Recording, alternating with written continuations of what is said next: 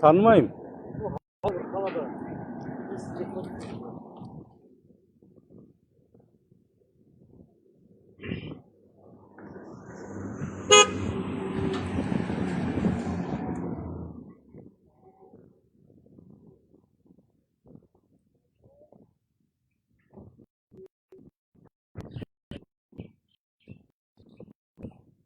Gel құжат положено по закону өздерін таныстырып, сосын деген нелеріңізбен таныстырып, мен танисың ғой, мен осы ауылға қарап отырмын ғой, онда әңгіме ойнамайды. Заңға бағынасыздар ғой да? Кім? Так, Смағамбетов Шыңтас Нұртаевич, оперполномочий дейді. Ат жөнін жасырып жүрген бала. Кім? Так, Берікбол Айдос Ағайдарұлы. Ал, айтыңыздар.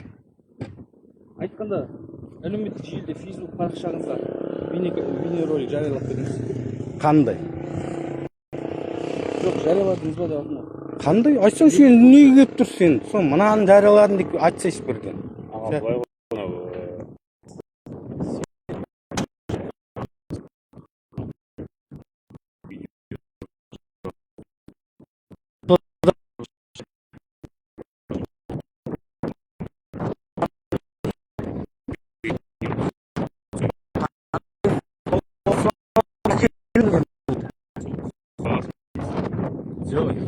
Таныстырып, сосын повесткаларын көрсетіп, повестка болмаса бармайыңдар. Повестка қылмыстық іс болса қозғалады. Бұл келеді повестка.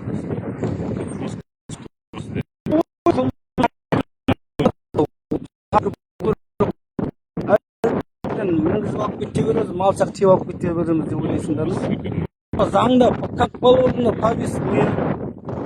Осындай әкімшілік іс үшін. Әлде олай емес пе? Жалғызса бөлек па заң Қазақстаннан? Заң барлық жерде бірдей ғой. Енді? Есіміңізге? Қыдырбек болар. Заң барлық жерде бірдей. Ол адамды алып, саған қатысты бөлек мынадай. Енді повестка не? Мынадай болмайды. Біріншіден тергеуші, іштегі тергеушідер. Бүкіл құжаттардың барлығы тергеушіде. Тергеушінің тікелей тапсырмасына байланысты учаскелік аймаққа жауап береді. Соған, сосын жедел уәкілдерге ауызша және жазбаша түрде тапсырма береді. Сол бізге ауызша түрде тапсырма береді. Ауызша деген жоқ, жазбаша повестка береді. Мына кісіні әкеліңдер деп повестка шақыру қағазын жібереді. Повестка шақыртады. Оны қылмыстық құқық бұзушылықтар туралы анықталған кезде қылмыс. Жоқ, әкімшіліктің өзіне де повестка келеді. Әлеуметтік желіде бәрі повесткамен как болады, заңмен ғой. Әлде оларда бөлек. Бөлек болса айтшы, оларда бөлек, бізде бәрібір деп. Повестка әкеліңдер, давай, пожалуйста, мен барам. Бармайым деп тұрған. Алғысат түйе алып кетем десеңдер, онда амал жоқ. Мен оған бағынбауға мен құқығым бар, заңдық құқығым бар.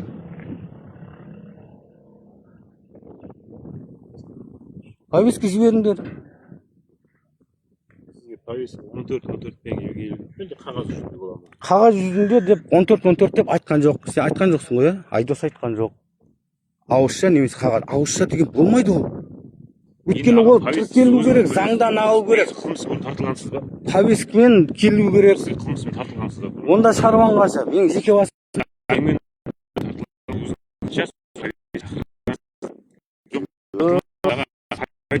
Істің номері жазылады.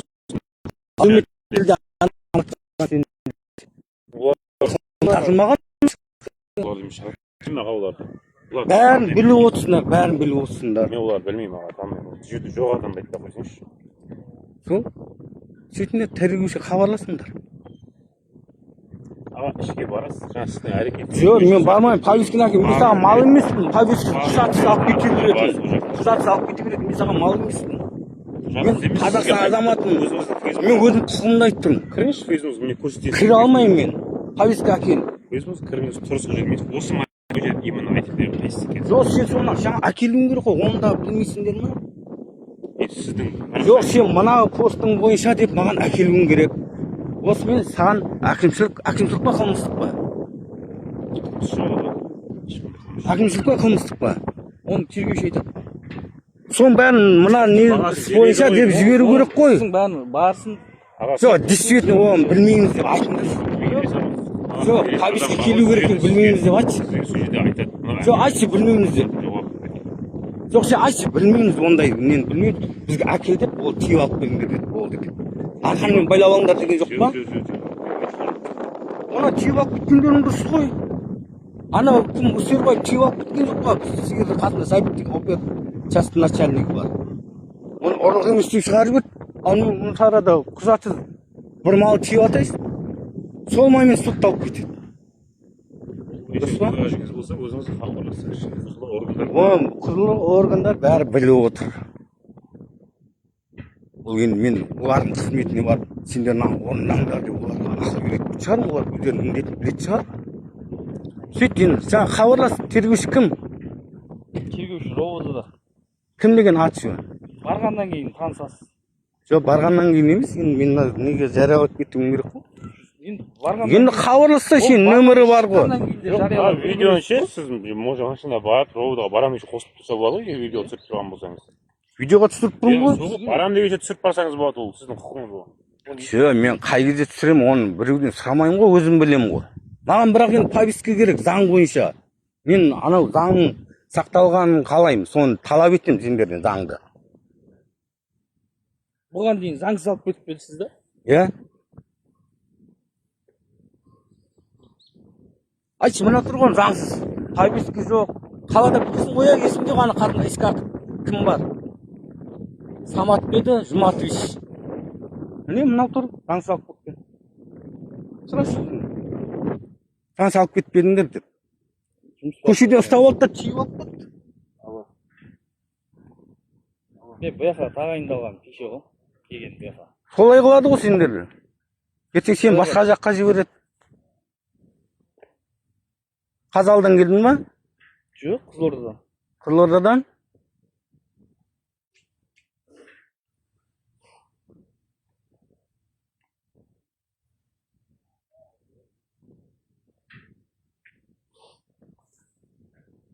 Болмаса заңға бағынбаймыз, алып кетеміз, по-любому алып кетеміз деп айтыңдар. Онда мінем де кете берем. Болды. Мен сізге заңсыз бірдеңе деп келіп тұрған жоқпын. Барлық заң аясында заң аясында болса, заң аясында. Анаған қатысты бөлек заң бар деп айтып тұрған жоқпын. Барлығына бірдей заң. Не барлығымызға бірдей. Енді ол біздің мемлекеттің заңы болғаннан кейін біз де заңның орындалғанын талап етеміз. Өйткені халық талап етеді. Сендердің анау формаларыңа дейін халықтың ақшасынан алып отыр. Бала-шаға жеп отқан тамағына дейін халық төлеп отыр.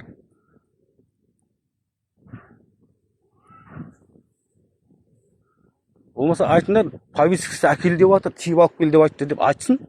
Пожалуйста. Кейін енді шығам.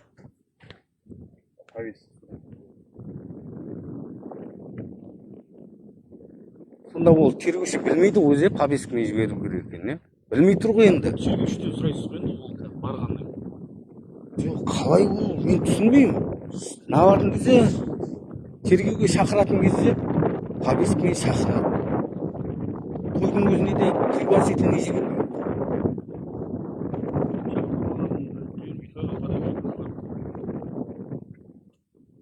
Ішіп алғандар ол.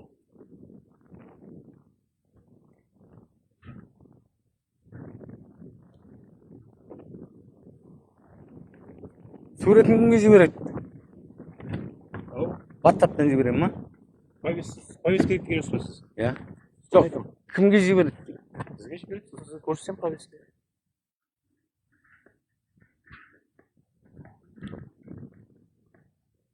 Wi-Fi бар ма үйде? Бар. Қоссақ бола ма? Болмайды. Билайын ба? Ұстайды ғой, билайынмен шығыптым ғой. Ондай болып тұр, аға 3G болып тұр. WhatsApp кірмей тұр ол. WhatsApp кірмей тұр, сол ғой. Шамалып сол трассада. Ондай болып тұр да, подключение деп ше. Бағана емес.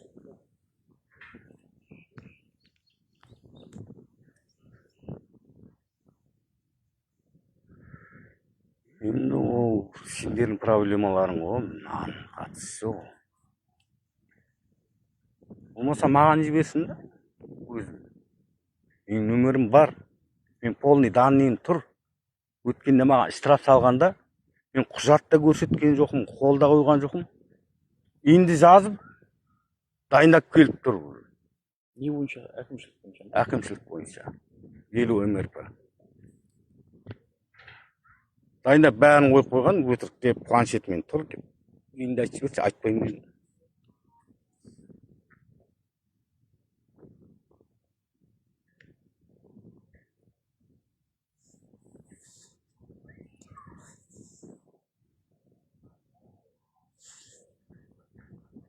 Заң сақта жігіттер, заңды.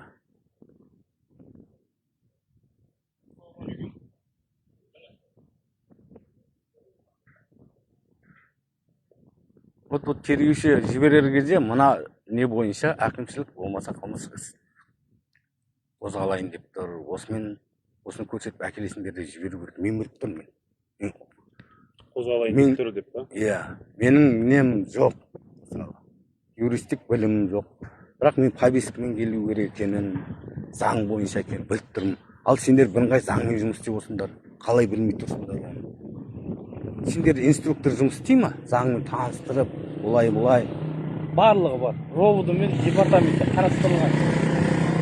Ал инструктор неге оқытпайды сендерді? Қылмыстық қозғайтын болса, сіздің үстіңізден бірден қозғап жібермейді. Может, сіз кінәлі емес, сол үшін сіз бірінші бір өзіңізді айтып дәлелдеуіңіз керек қой. Жоқ, дәлелдеу уәжіңіз бар. оған қарамайды.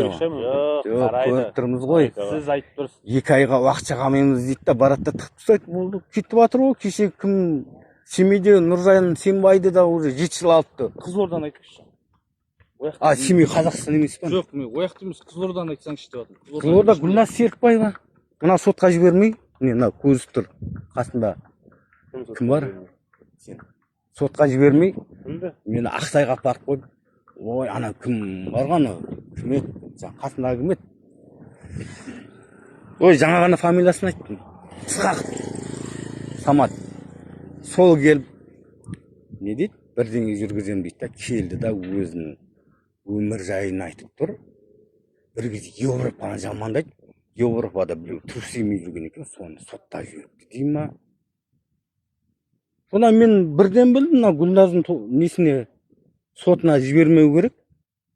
Сосын әшейін айналдырып отыр. Сотына жібергенде де жібермеңіз, ешнәрсе ол әрекет жасай алмайсыз. Ол не істейсіз Гүлназ сотына жібермейсіз. Ол сендерде бұйрық солай ғой. Сендерге бұйрық тікелей ана Пекиннен түседі. Пекиннен түседі. Сотына барғанда да ешнәрсе өзгертпейсіз ғой. Мен өзгертмеймін, просто қатысушы болып баруым керек қой. Сен сонан қорқып жібермей тұрсыңдар сендер. Сізден басқа қаншама қатысып жатыр ғой. Одан анау неден Тараздан адвокатымыз келіп еді, мынау вокзалда жүр деп. Түйістің сартына деп салап. Вокзалда мен сізге бір нәрсе дедім ба? Вокзал шаруамен жүрмеймін ба вокзалда? Жоқ, сен ана жерден алып тұрсың ал. Қай жерде? Ана жерде. Магазинға. Ой, аға. Ол жерде точно 100% гарантия беремін, ол жерде жұмысың жоқ. Мүмкін ғой, мен сонда сізді. Ол жерде жұмысың болған жоқ. Неге Сен жұмысың болса ана көшеде бұрышта. Нанадан. Сол кезде мына жігіт оны көрген балдар айтты, мына жерде тұрдым талдың түбінде. Сен ұйықтап қалып мен өткізіп жібердім. Сосын ана кім Самат келіп екеуіңе сойып салды ма, ұрысты ма? Не ұйықтап отырсыңдар да мен ары қарай өтіп кеткен кезде. Ой, жоқ, аға. Қателестіңіз. Қателескен жоқпын. Ауылдың бәрі біледі ғой, бір-бірін итіне дейін таниды ғой. Қара бөлек ит келсінші басқа ауылдан. Мынау кімнің еті еді, оны бөлек ит екен бәрі біледі. Тіпті балдарға дейін біледі бәрі. Қызық тірлік істейсіңдер. Онан тұр, машинаңмен келді, тұр. Сен шығармайым ешқайда. Бұйрық солай болды, тұр.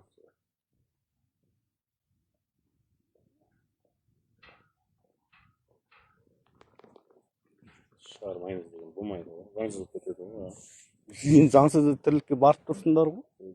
Анау ұстайға ойымыз емес, Ақсайға заңсыз ұстап алып кеткендерің заңды ма? Повестка жоқ, көшеден тиіп алып, анау дейін ентелеп жүр. Бұрсаң бұрға тұрмайтын нелер. Сен погон тағып алып, погон деген мәңгілік тағып кетпейсің ғой. Погон деген табытқа бармайды ол, қалады ол погон. Тақ пен табыттың иесі болмайды. иесіз о басында деп айтылған ғой. Иә. Сол сияқты погонның да иесі болмайды.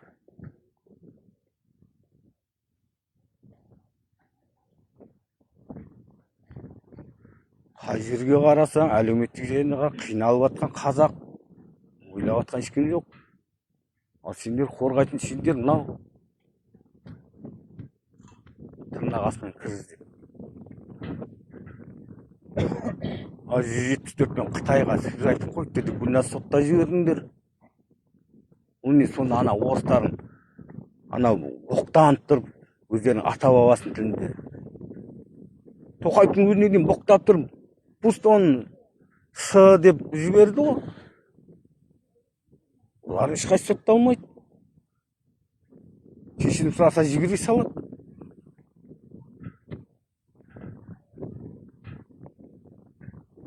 Ойламайсыңдар, үйге барғанда ойланыңдар, деп шамалы телефон сөндіріп қойып. Не болып жатыр елімізде? Қазақ егін егейін десе 1 метр жер ала алмайды. Ауылдан берілмеген бір жер қарастырылған. Қарастырып бар ғой. Кімде жер бар? Біздің ауылда жер бар. Сен ауылың қаяқ? Аққұмдікі. Керейтсің ба? Ойық Керейтсің ба? Құдау. Осы өңірдің баласы ғой. Дивидендті беріп қояды ғой, егетіндерге. Налогтарын көрдің ба? Сосын ол 22 жерден қол қою керек. Мен мысалы 1 гектар жерге картоп егетін болсам, маған экстремизм не керегі бар? Экстремизм қолы керек, пожарный қол қою керек, санэпидстанция қол қою керек. Далаға егу үшін ба? Әкім қол қою керек. Батқоздың бастығы қол қою керек. Әкімнің шопыры қол қою керек, оның горничный, пол жуатын горничный қол қою керек. Жаңа дәрі мен іңкәр дәрі егіп жатқандар, олар дәрі жетпей жатыр. Оларды білмеймін. Жыл сайын. Ал Қытай келіп егіп жатыр. Әлеуметтік желіден көрдім, арыста егіп жатыр. Өткенде анау Шиелде уран шығатын жерге барып, бір апта жұмыс істеп қайтқам. Сонда арыстың балдарын көрдім. Бұл егіп жатқан 5 жыл болды дейм ба, бірдеңе дейді. 5 жыл болды дейм ба, 6 жыл болды дейм ба. Не бөле бар? Жүгер. Мақта. Мақта сосын тағы не дейді, тағы бірдеңе дейді. Уақытта мақта шығарма. Мақта. Арыс сол Шымкенттің несі ғой? Шымкенттің дәл қасында ғой. Арыс ауданы ғой. Қара кеткендегі не егіп жатқан? Соя, жүгері деді ма, не деді? Тек жүгері. Жүгері ма? Оны кім егіп жатыр? Облыс егіп жатыр. Қытай емес па? Жоқ. Оған Қытайдың дым қатысы жоқ. Қой. Иә, шын айтам. Қой деймін. Жоқ, шын айтам. Ертең өтірігін шығып қалмай ма? Оның спонсоры Қытай емес. Ектіріп жатқан Қытай емес. Басқа. Оның барлығын әлеуметтік желіге жариялады ғой.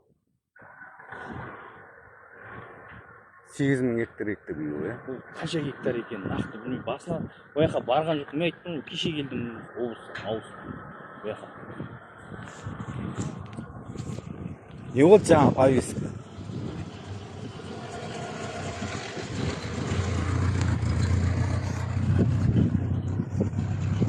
Болмаса айтыңдар, повесткасы алып келе берсін десін да, звондап барайын. Қазір интернет тартсын да. Енді интернет шешетін мен емес қой. Енді сіз емес қой, енді бір-біріне соединение жасап көрсін да енді барынша. Карманный Wi-Fi қойып алыңдар. Жетеді ғой халықтың ақшасы. Біреуін қойып қойсаң машинаға. Осындай да керек болады. Разводта неде айтпайсыңдар ма? Ауылды жерлі шеттік ауылдарды ұстамайды, мынандай не жылжымалы неше ілініп тұрады. Модем ба? Старлайн ба? Старлайн емес, кәдімгі Билайн нелердікі де болады. Старлинг ба? Старлайн ол қымбат шығар ол. Қымбат болғанда бір аласыз ғой, сол қалады ғой. Аймай абонент төлеп тұрмайсың ба оған? 23 мың теңге төлейсіз. Ал егер төленбей қолданбай тұра берсе, тұра береді. Кейін қайттан қосып ала бересіз. Өзінің несі бар ғой, кәдімгі телефонға тариф бар емес қой, нөмірлерде. Дәл сондай тариф бар ғой. Сіз тариф алыңыз. Мысалы, нелер бар? Торая телефондар бар емес па? Олар да сондай. қанша ақша саласың, сонша минут қана береді. Оны пайдаланбасаң жойылады. Бірақ ол сим-карта тұра береді. Кейін тағы керек болып ана жаққа звондайсыз, Каспийіне аударасыз, 1000 теңге саласыз, сізге 10 минут уақыт береді. Сол сияқты ғой. Ол да сондай, тоже. Ақша салсаңыз жұмыс жасайды, ақша салмасаңыз жұмыс істемейді. Аспандағы пойыз соңғы емес пе жүрген?